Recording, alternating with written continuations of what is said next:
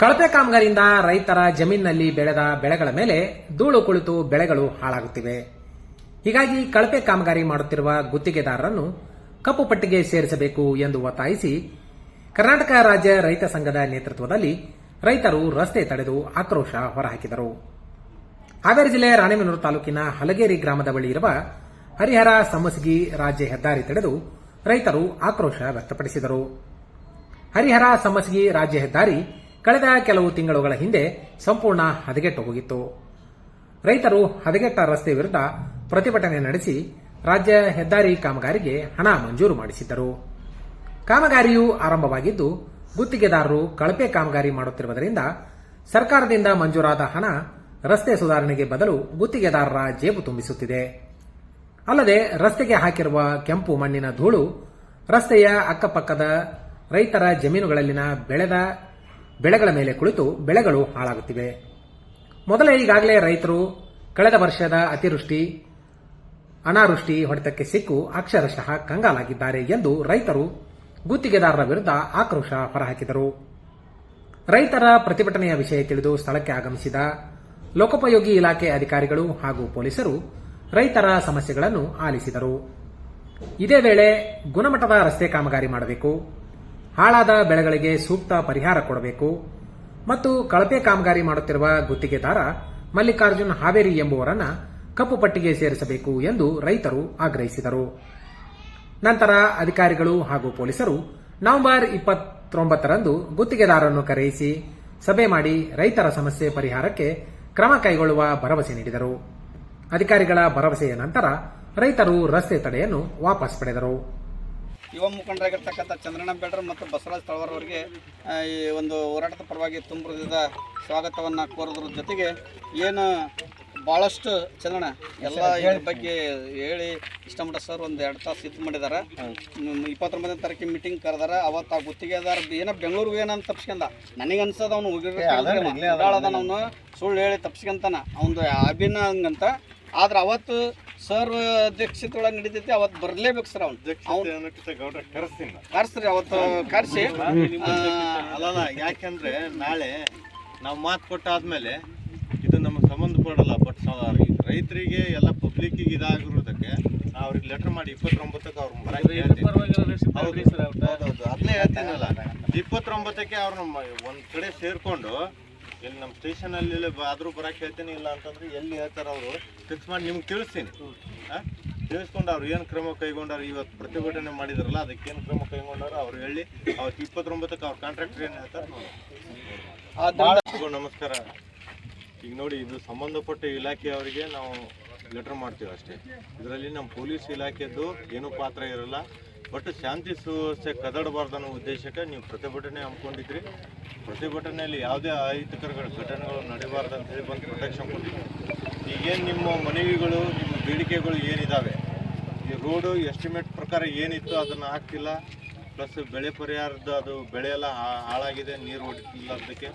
ಅದಕ್ಕೆ ಸಂಬಂಧಪಟ್ಟವ್ರು ಯಾರು ಕಾಂಟ್ರಾಕ್ಟ್ ಇದ್ದಾರೆ ಅವ್ರನ್ನ ಕರೆಸಿ ನಮಗೆ ಸೂಕ್ತ ಪರಿಹಾರ ಕೊಡಿಸ್ರಿ ಅಂತ ಏನು ನಿಮ್ಮ ಅರ್ಜಿಯಲ್ಲಿ ಕೊಟ್ಟಿದ್ದೀರಲ್ಲ, ಅಲ್ಲಿ ಅರ್ಜಿಯನ್ನು ಈಗ AW ಸರ್ ಇಲ್ಲೇ ಬಂದಿದ್ದಾರೆ, ಅವ್ರು ರಿಸೀವ್ ಮಾಡ್ಕೊಂಡಿದ್ದಾರೆ. ಅವ್ರಿಗೂ ನಾವು ನಮ್ಮ ಸ್ಟೇಷನ್ ವತಿಯಿಂದ ಒಂದು ಲೆಟರ್ ಮಾಡ್ತೀವಿ. ಇಂಥ ದಿನ ಹಿಂಗೆ ರೈತರು ಪ್ರತಿಭಟನೆ ಮಾಡಿದರು.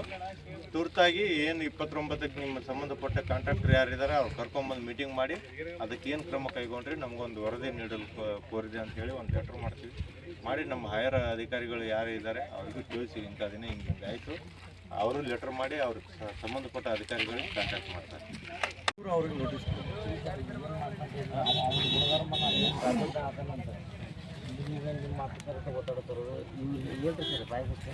ಇವ್ರಿಗೆ ಭಾಳ ಒತ್ತಾಗತ್ತಂದ್ರೆ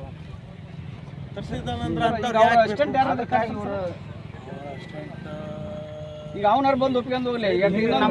ಮೀಟಿಂಗ್ ಇದ್ರಾಗ ಸ್ಟೇಷನ್ನಾಗ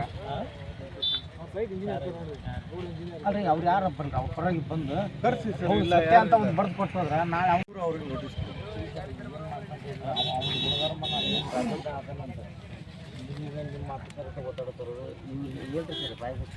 ಇವ್ರಿಗೆ ಭಾಳ ಒತ್ತಾಗತ್ತಂದ್ರೆ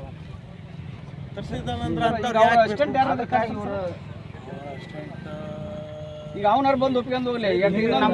ಮೀಟಿಂಗ್ ಇದ್ರಾಗ ಸ್ಟೇಷನ್ನಾಗ ಇಂಜಿನಿಯರ್ ಅಲ್ರಿ ಅವ್ರು ಯಾರಪ್ಪ ಅವ್ರ ಪರವಾಗಿ ಬಂದು ಹೌದು ಸತ್ಯ ಅಂತ ಒಂದು ಬರೆದು ಕೊಟ್ಟು ಹೋದ್ರೆ ನಾಳೆ ಯುವ ಮುಖಂಡರಾಗಿರ್ತಕ್ಕಂಥ ಚಂದ್ರಣ್ಣ ಬೆಳ್ರ ಮತ್ತು ಬಸವರಾಜ್ ತಳವಾರ್ ಅವರಿಗೆ ಈ ಒಂದು ಹೋರಾಟದ ಪರವಾಗಿ ತುಂಬ ಹೃದಯದ ಸ್ವಾಗತವನ್ನು ಕೋರೋದ್ರ ಜೊತೆಗೆ ಏನು ಭಾಳಷ್ಟು ಚಂದ್ರಣ್ಣ ಎಲ್ಲ ಇದ್ರ ಬಗ್ಗೆ ಹೇಳಿ ಇಷ್ಟಮಟ್ಟ ಸರ್ ಒಂದು 2 ತಾಸು ಇದು ಮಾಡಿದಾರೆ. 29ನೇ ತಾರೀಕಿಗೆ ಮೀಟಿಂಗ್ ಕರೆದಾರ. ಅವತ್ತು ಆ ಗುತ್ತಿಗೆದಾರ ಏನೋ ಬೆಂಗಳೂರಿಗೆ ಏನಂತ ತಪ್ಸ್ಕೊಂಡ ನನಗೆ ಅನ್ಸದ ಅವ್ನು ಹೋಗಿರೋದಾಳದ ಅವನು ಸುಳ್ಳು ಹೇಳಿ ತಪ್ಸ್ಕೊಂತಾನ ಅವನು ಅಭಿನಂಗಂತ.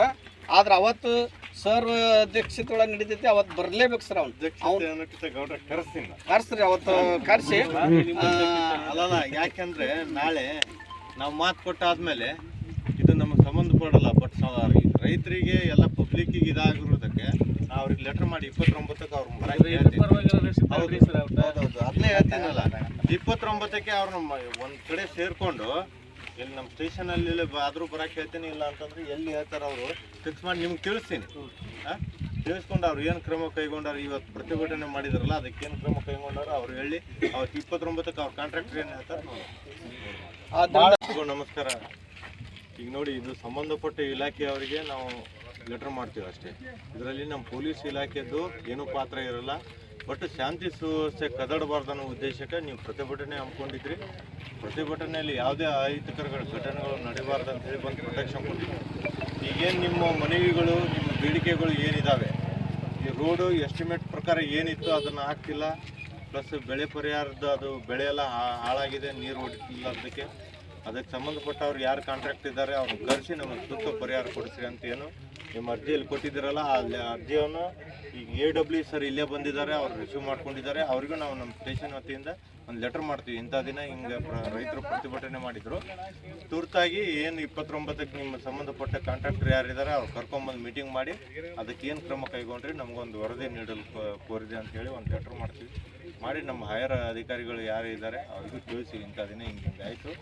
ಅವರು ಲೆಟರ್ ಮಾಡಿ ಅವ್ರಿಗೆ ಸಂಬಂಧಪಟ್ಟ ಅಧಿಕಾರಿಗಳಿಗೆ ಕಾಂಟ್ಯಾಕ್ಟ್ ಮಾಡ್ತಾರೆ. ಅವ್ರಿಗೆ ನೋಟಿಸ್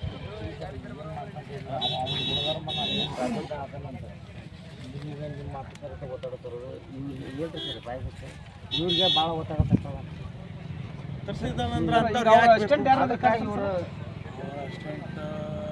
ಈಗ ಅವನಾರು ಬಂದು ಒಪ್ಕೊಂಡು ಹೋಗ್ಲಿ. ಮೀಟಿಂಗ್ ಇದ್ರಾಗ ಸ್ಟೇಷನ್ನಾಗ ಅಲ್ರಿ ಅವ್ರು ಯಾರಪ್ಪ ಅವ್ರ ಪರವಾಗಿ ಬಂದು ಹೌದು ಸತ್ಯ ಅಂತ ಒಂದು ಬರೆದು ಕೊಟ್ಟು ಹೋದ್ರೆ ನಾಳೆ ಅವ್ರಿಗೆ ನೋಟಿಸ್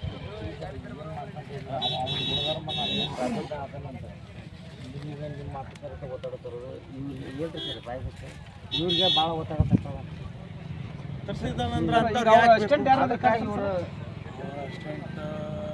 ಈಗ ಅವನಾರು ಬಂದು ಒಪ್ಕೊಂಡು ಹೋಗ್ಲಿ. ಮೀಟಿಂಗ್ ಇದ್ರಾಗ ಸ್ಟೇಷನ್ನಾಗ